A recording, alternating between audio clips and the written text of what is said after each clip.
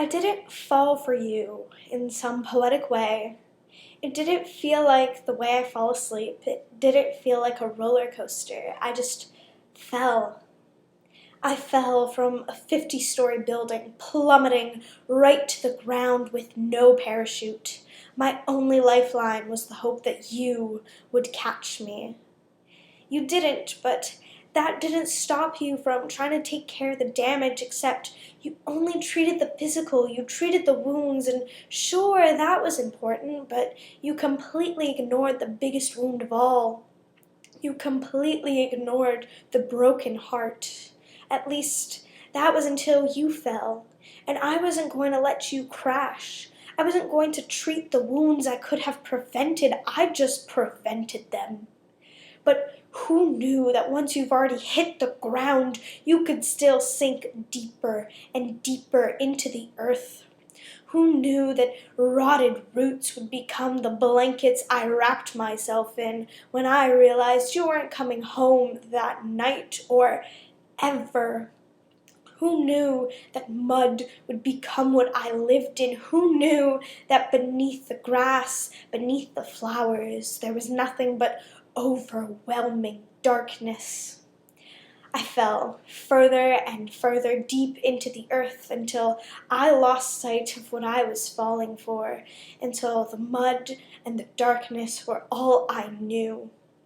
I must have started sinking in a graveyard because everywhere I looked where there wasn't earth, there were coffins. And the further I fell, the more I saw, but not that many people I know have died.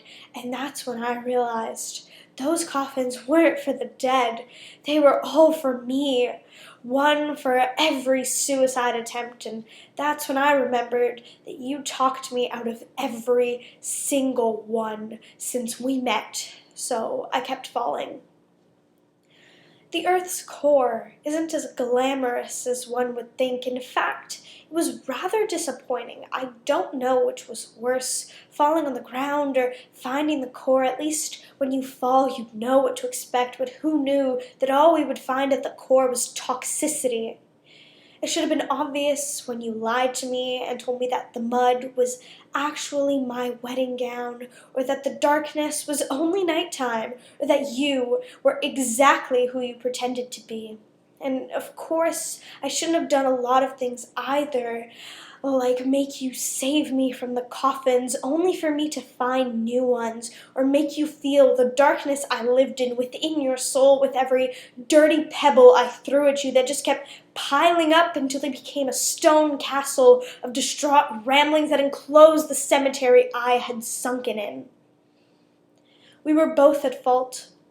We both contributed to making our world toxic, but no matter how much pollution we created, no matter how many fossil fuels we burned, and even though we just destroyed it, this was our world. You were my world, and I couldn't help but get lost in your beauty, leave my carbon footprint in the depths of your soil. The further I fell, the further I sank, the darker it was. I couldn't see the mark I was leaving. I couldn't see where I was going. All I knew was that I loved you. You were all I knew, and I loved you. I dug myself out of the ground for an entire year because once you've reached certain depths, there's no map leading you back to the surface. You just have to figure it out yourself. When I made it out, I ventured to new worlds. I fell in new places. I know more now. I've experienced more now.